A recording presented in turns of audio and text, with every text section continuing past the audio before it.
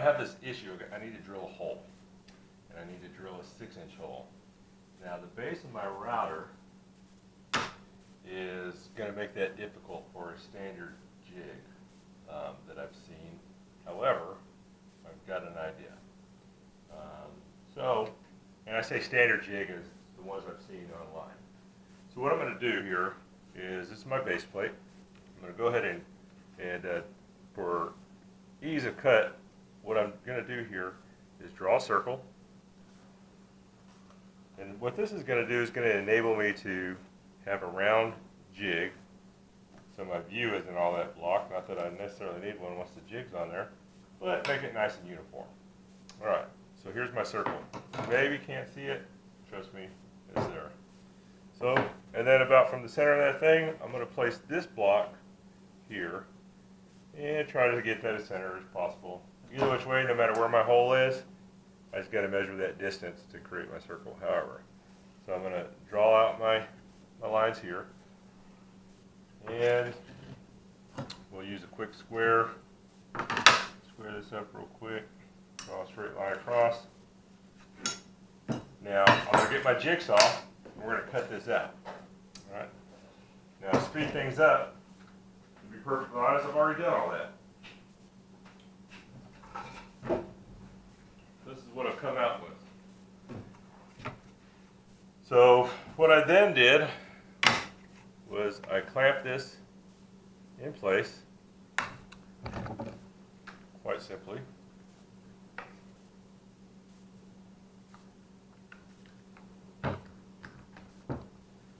And I got my drill with the correct drill bit, the same size as my screw, and fit in here quite nicely. I drilled 3 holes.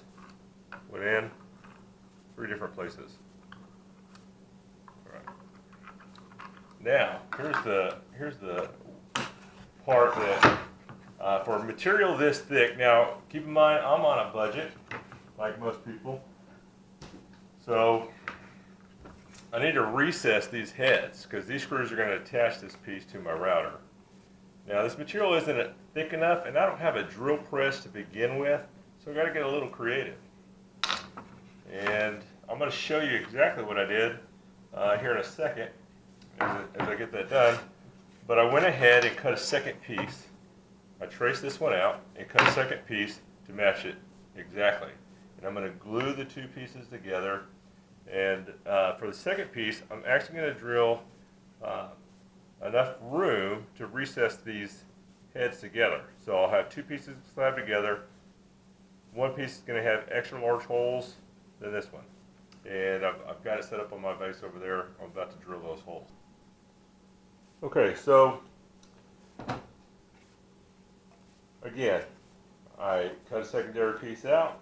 While I had them clamped together, I went ahead and punched the holes I have here into my secondary piece. This is going to be my guide holes.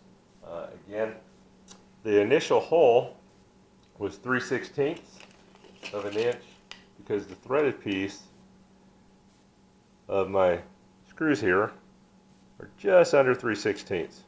So it's a nice snug fit. I'm comfortable with that. Now the heads is what I got to clear next, because if I don't, the heads will be hitting whatever surface I'm trying to glide across, and it obviously could make it an unstable, uneven center as I'm moving my router. So we're going to make another platform here to do that, and I need a 3/8 inch hole in order to clear the heads. Now I could go ahead and hit it with a 3/8 drill bit.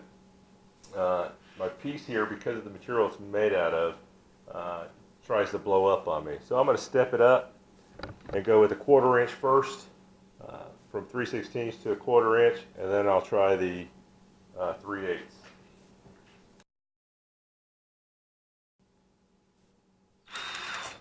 Oh, safety first. Let's get another clamp on that.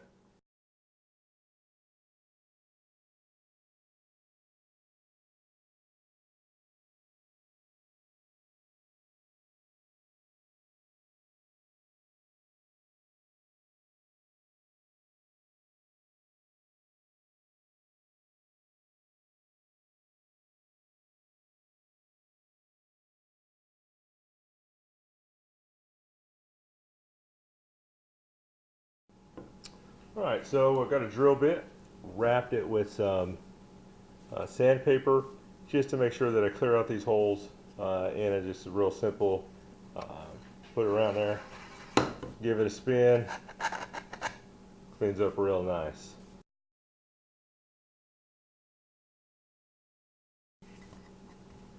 Alright, so I think they're going to work out great. Now when I glue these together, let's go ahead and go through this process. Now I've never done this before, so my thought process was, well, you know, gluing them together is great. This is a nice tight fit for each one of the heads, so I'm going to leave those screws on there for at the moment, and then I'm going to put some glue on here, and we're going to press them together, make sure all three holes line up, start pressing out the screws a little bit. I'm going to clamp down, and then I'll take those screws out the rest of the way. So I don't want to put too much glue, just enough.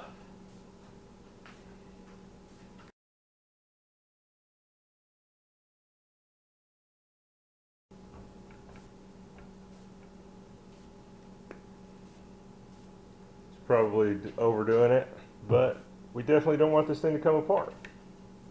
All right, now there was a sticker on this when I made it, so I made sure that that was going to be the inside in the event that that kept causing more friction than it needed to be. So let's go ahead and get this laid out. Put it right over my screws, press it together.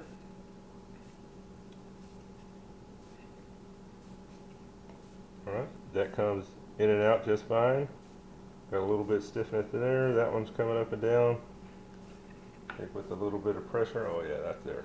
Alright, so let's clamp this where it's at.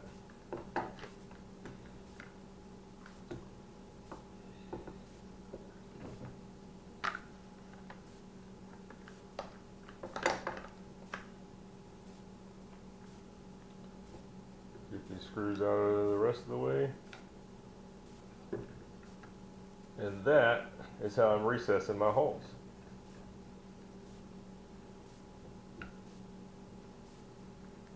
Seems like a pretty good plan, and it should work. Leave that there to dry, and we'll come back to it and try it out. We're going to try to put this jig on. Now it's been drying all night, and I'm really hoping it works well.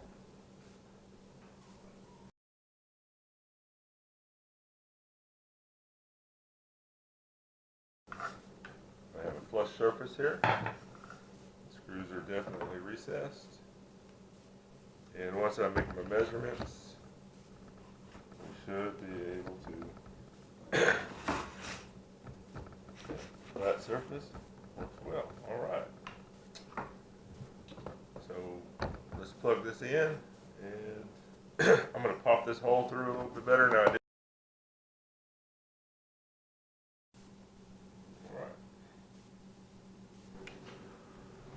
Alright, so I went ahead and double checked my measurements before I put my drill in. Now keep in mind the far edge. Now when you're doing the outside circle diameter of, we're not making a disc here, we're making a circle inside a board.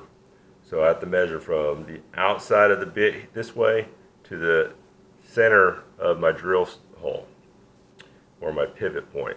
So exactly from this point to the center of this dot is 4.5 inches, which should give me an exact 9-inch circle here. Give it a little love tap.